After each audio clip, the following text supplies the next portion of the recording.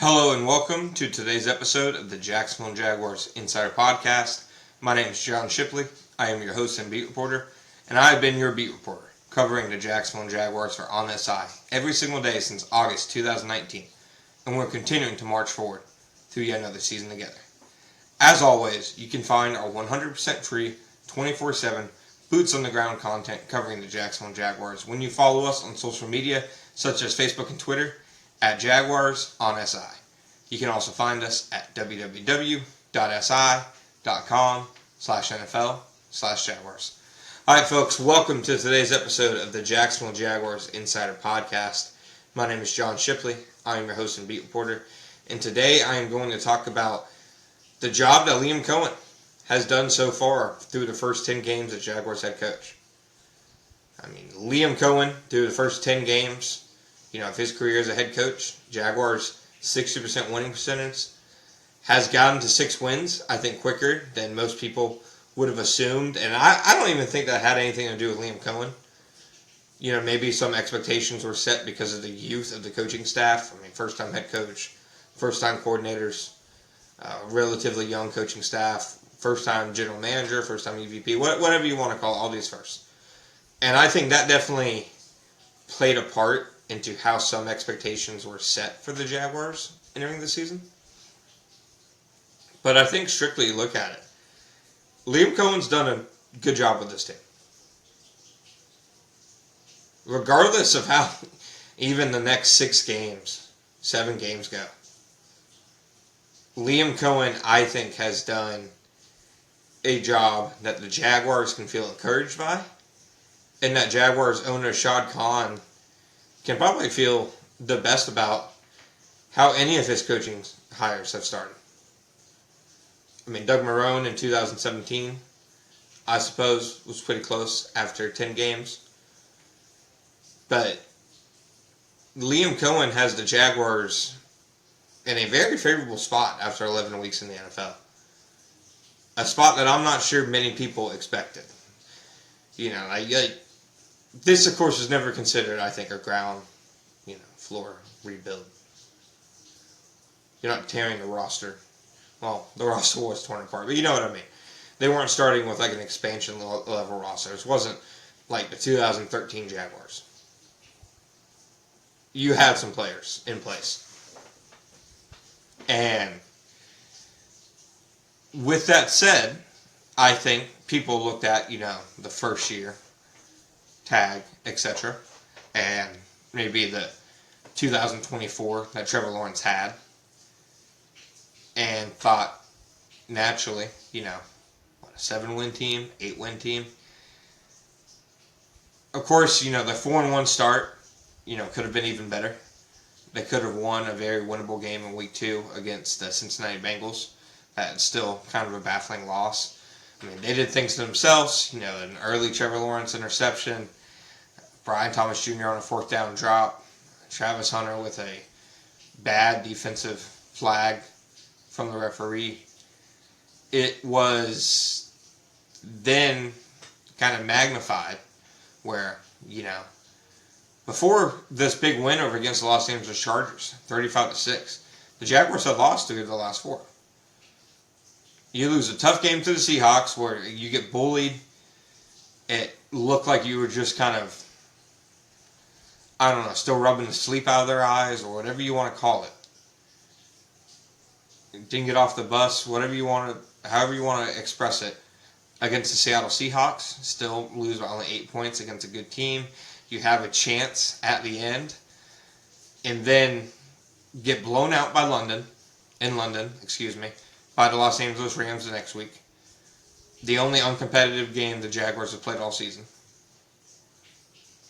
They get a scare in Vegas, a game that they just, I don't know whether it was injuries or, what it was. It was just a couple days in the wake, obviously, of Travis Hunter and his knee injury at practice.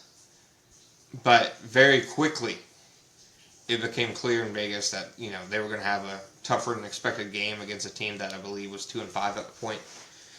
They win in overtime by 1 point, thanks to Devon Hamilton knocking the pass down. And then you go to Houston, You have a 19-point lead in the third quarter with 13 minutes left against a backup quarterback in Davis Mills. And they lose. After probably, before this game, were the three most dominant quarters of the Liam Coen era. I mean, they were just clicking. After that Travis Etienne touchdown against Houston, I was ready to hit publish on my gamer. I thought it was done. No chance they come back. So to see the way Liam Coen had this team respond this week against the Chargers, I think said a lot. Now, I know the Chargers had their own issues, obviously. That offensive line is really bad. I mean, Trevor Penning just had an absolutely brutal game. Still was a Chargers team that was hot coming into the game, despite the injuries, led by a very good quarterback. And the Jaguars were coming off, their most emotional point probably of the season. A truly, potentially season-defining loss against the Texans. Liam Coen has said during the week that they kind of had a quieter week of practice. You could tell, I think, talking to guys during the week that, they were ready to move on from it. And very much so ready for that game against the Chargers to kick off. I didn't give them any chance in the game. They made me look stupid. Played a dominant game, both sides of the ball, ran over the Chargers. Defense swarmed Justin Herbert. One of the best Jaguars defensive performances I think I've ever seen. The Chargers got, 8 first downs? A pass rush that was rightfully so challenged by its head coach. Responded. You had undrafted guys like Danny Strigow, BJ Green making plays. Guys coming off practice squad making plays. Austin Trammell had a big catch. Quinn Morris played, I believe, 70% of the snaps. Had some big blocks. Could have had a touchdown. So, it was a game to me that showed Liam Coen and his staff were very much so. Yeah, have there been some growing pains and some learning points? 100% absolutely. Don't think anybody would deny that. But have they showed the ability to self-scout and correct some things? I mean, I think that going out and getting Jacoby Myers obviously had to happen in the wake of the Travis Hunter injury. But I think identifying him and getting him and seeing what he can change about the offense. I mean, they're not running anything new with him. They're running the same plays that they were running all season. But Jacoby Myers is catching the passes. Seeing Trevor Lawrence with a guy who can win over the middle is something you just have not seen very often. A guy who is a sure-handed player who, you put it in the window and challenge defenses with tight window throws will come through for you. Marvin Jones, I guess, was the closest, maybe Zay Jones to an extent. And the amount of trust that Trevor Lawrence seemingly already has in him, the chemistry they've built together. I mean, Trevor is not a guy who just instantly builds chemistry with a lot of targets. Maybe he did the quickest with Christian Kirk. Certainly didn't feel like he did with Calvin Ridley. Didn't feel like he did necessarily with Brian Thomas Jr. But they self-scouted that as an issue. They scouted the pass rush as an issue. They sit Emmanuel Ogbah. They give Dennis Gardeck more pass rush snaps. They give Danny Strigow more pass rush snaps. They give BJ Green more pass rush snaps. I mean, BJ Green's sack of Justin Herbert that was negated by that really terrible flag. It was, to me, just the epitome of why you do what you do from a development standpoint.